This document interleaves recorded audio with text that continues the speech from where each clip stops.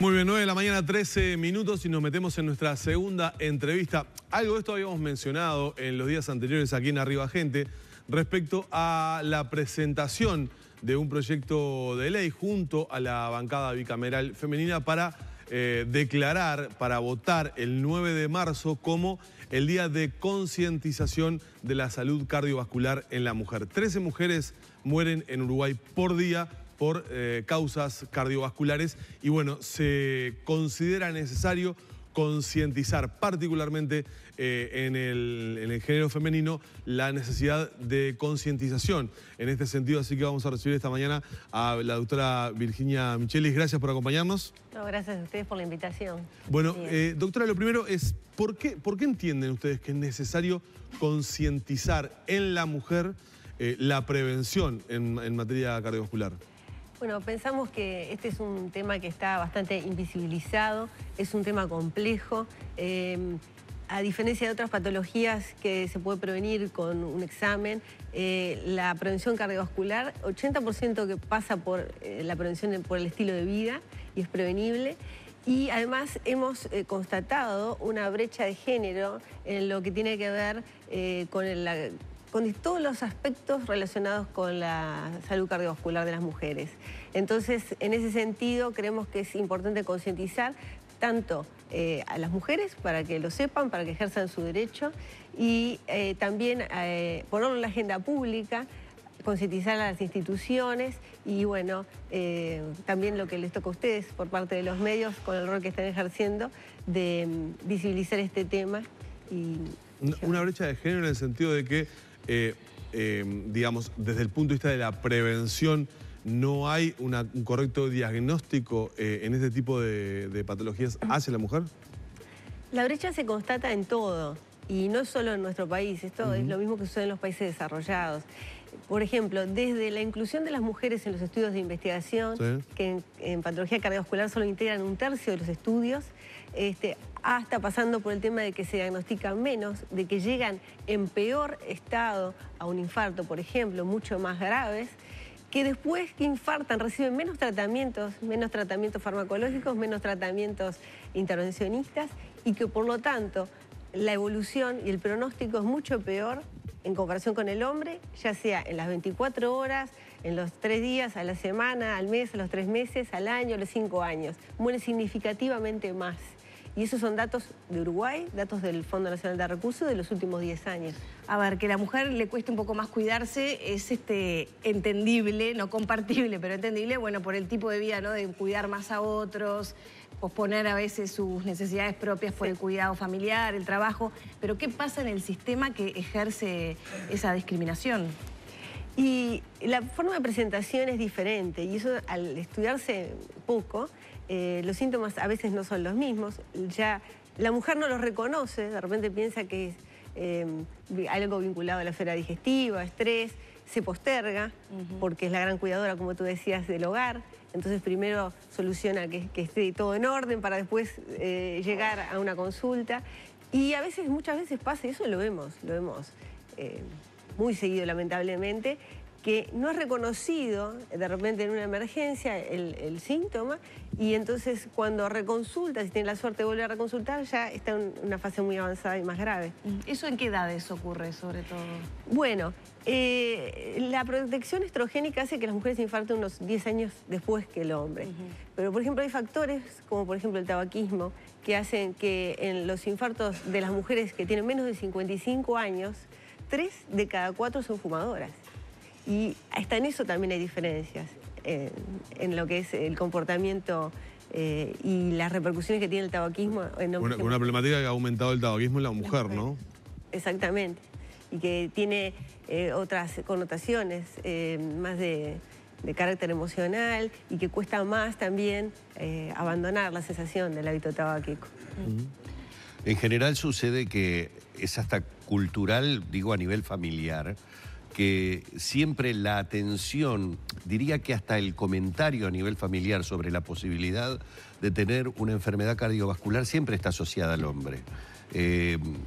Siempre el cuidado con respecto, por ejemplo, a la sal o a ese tipo de cosas. Uno, desde que tiene uso de razón, recuerda que está asociada a que el cuidado es para el hombre. En la mujer como que el cuidado o la prevención últimamente lo hemos tenido guiado hacia otras cosas, la lucha contra el cáncer de mama o diferentes tipos de cánceres, otro tipo de enfermedades, pero no asociamos, no sé por qué, reitero, me parece que es un tema cultural, no asociamos a la mujer con un alto índice de problemática cardiovascular.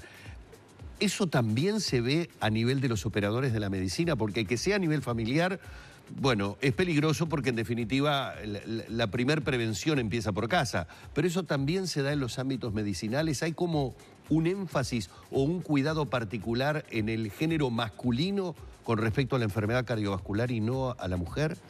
Bueno, nosotros estamos trabajando con el Comité de Cardiopatía en la Mujer desde el 2013 y nos dimos cuenta de que las mujeres no se daban cuenta de esto y nos hemos venido dando cuenta que muchas veces sí es cierto, desde los ámbitos de los efectores de salud no están las campañas adecuadas, tanto desde las instituciones, que es el otro punto al que queremos concientizar para que ellos también en este día promuevan lo que es la salud cardiovascular, y desde también la esfera de los médicos. Claro, porque, a ver, todos sabemos y prácticamente a diario se nos dan lineamientos sobre lo que es tener una vida saludable, qué tipo de alimentación tenemos que tener, qué tipo de ejercicio. Pero, por ejemplo, uno el ejercicio, si lo ve practicado en una mujer, lo piensa más por lo estético que por la vida saludable que también es necesaria, como cuando a mí mi médico me dice, estás haciendo deporte, acordate que tenés que hacerlo. Es decir, hay un énfasis particular de mi médico en cuidar el aspecto cardiovascular. No lo veo de la misma manera guiado hacia la mujer. Exactamente, y eso se ve desde las niñas. La Comisión Honoraria de la Salud Cardiovascular, que también hemos trabajado junto con ellos en múltiples ocasiones, hizo una encuesta en niños y en adolescentes, preadolescentes, y las niñas hacen menos ejercicio físico y ya son más gorditas que los varones. La tendencia a la obesidad, al sobrepeso. Es que lo que es más difícil justamente es cambiar conductas y gestionar nuestra salud. Gestionamos nuestra economía, gestionamos nuestros tiempos, pero no hacemos de repente esos pequeños cambios, porque no nos lo han enseñado, que hacen a una vida más saludable.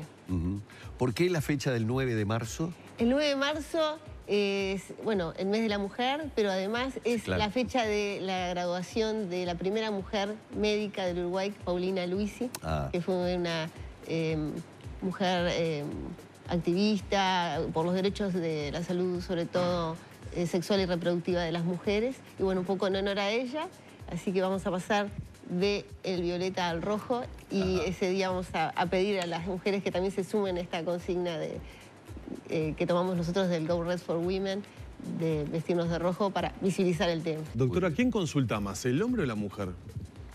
Eso no sabría contestártelo. ¿Quién consulta más? Sí, a usted que en la actividad diaria, ¿tiene más pacientes hombres o mujeres? ¿Qué percepción tiene?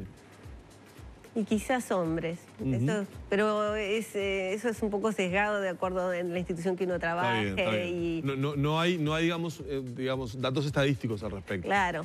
Pero por ejemplo lo que se hablaba de la patología mamaria también tiene que ver porque los tratamientos que se hacen para el cáncer de mama, tanto de radioterapia o quimioterapia, también influyen en lo que es la esfera cardiovascular, ¿no? Aumentando, cuando por ejemplo la radiación es sobre la mama izquierda, la incidencia de coronariopatía, la quimioterapia que es cardiotóxica. Yo miraba los datos estadísticos, mueren 13 mujeres por día y 11 hombres por día por enfermedades cardiovasculares.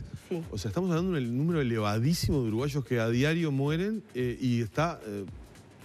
en la mujer, obviamente, por algo hay esta campaña de concientización, pero en general está bastante invisibilizado el tema. Sí. Esos son datos del 2016, no tenemos los datos aún actualizados, pero van en la misma línea. Sí, mueren más mujeres que hombres y cuando quizás hasta algunos especulan que debería ser al revés, porque la mujer se estima que vive un 6% más que el hombre.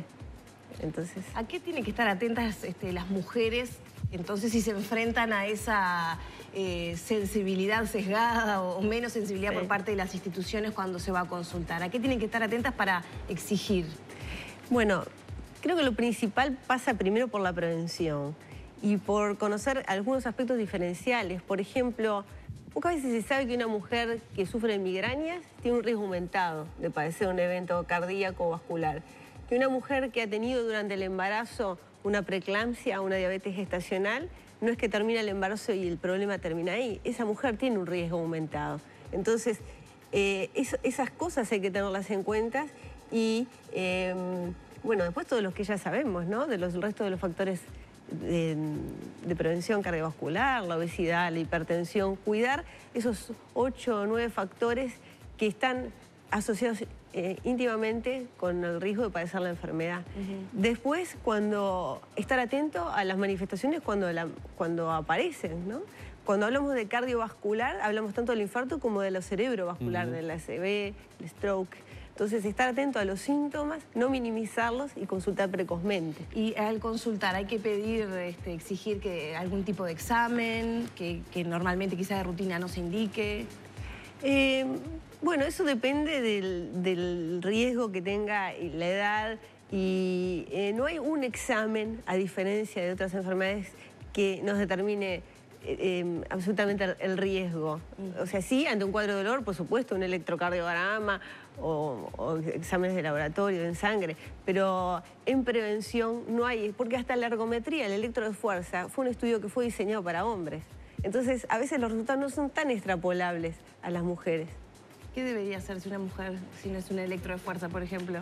Bueno, ya te digo, depende de la edad, depende del análisis de los factores de riesgo. Es mucho más complejo el tema. Es tratar de ir disminuyendo y haciendo los cambios que nos permitan bajar ese riesgo. Y bueno, depende del cardiólogo tratante, consultar a su cardiólogo. No, supongo que no debe ser muy auspicioso para los especialistas, para los cardiólogos, los datos que tenemos, por ejemplo, que han surgido de la población infantil en nuestro país respecto a la obesidad infantil, ¿no? Esos son datos que digamos, activan alarmas hacia el futuro, ¿no? Claro, es que la prevención en realidad no solamente empieza en la infancia, sino antes. Empieza ya en lo preconcepcional, ¿no? En el embarazo y quizás antes. Entonces, justamente, un niño obeso posiblemente esté condenado a ser un adulto obeso. Y bueno, desde ahí tenemos que tomar justamente las medidas desde lo antes posible. Acostumbrarnos a no agregar sal a las comidas. No es necesaria el agregado de sal a la alimentación. En función de eso, bueno, se están haciendo campañas y eso se educa. Y eso también es responsabilidad de las mujeres, que somos las grandes educadoras del hogar, ¿no? De transmitir esas cosas. En casa había una tradición, pero que tenía que ver lamentablemente con antecedentes familiares. Entonces, bueno, yo desde que tengo uso de razón recuerdo a mi mamá comiendo sin sal por los antecedentes familiares que había. Y otra de las cosas también tradicionales que se ha perdido, el control de la presión. O sea, era una constante que ella tenía. Había una señora en el barrio que era la que le tomaba la presión y ella tomaba recaudo de llevar, ¿verdad?, un control para que cuando tenía su cita habitual con el médico decirle de qué manera había evolucionado el tema de la... Eso sigue existiendo en el interior profundo todo. Claro, claro, pero eso normalmente sucede cuando con antecedentes familiares, de hermanos, de madres, de padres, hay como una herencia, como una cosa que se transmite familiar de tener el debido cuidado. De repente hemos perdido un poco también eso, ¿no?, generacionalmente. El control de la presión arterial es fundamental, y es fundamental en todas las edades. ¿Y por qué es fundamental? Porque la presión arterial no da síntomas, la hipertensión arterial, es decir, la presión arterial elevada. Y la única forma de saber si somos hipertensos o no es tomándonos la presión. Teniendo un control, exacto. Y hay muchísimos hipertensos, de repente que hay algunos que le dan síntomas tratados con analgésicos por dolor de cabeza, y en realidad por eso se le llama el asesino silencioso. Es verdad. Es verdad, doctora, ha sido un placer realmente. Gracias a ustedes. Vamos a estar obviamente atentos. Hemos estado dialogando con la doctora Virginia Michelis, cardióloga, a propósito de este tema que, bueno, hemos tratado de conocer algunos elementos más para que cada uno también desde su responsabilidad tome recaudos en Y esto. tal vez de los pocos que reúne el consenso político, porque acá todos los partidos están de acuerdo. Exactamente. Muchísimas gracias. Bueno, gracias. Cerramos por aquí la entrevista con la doctora Michelis.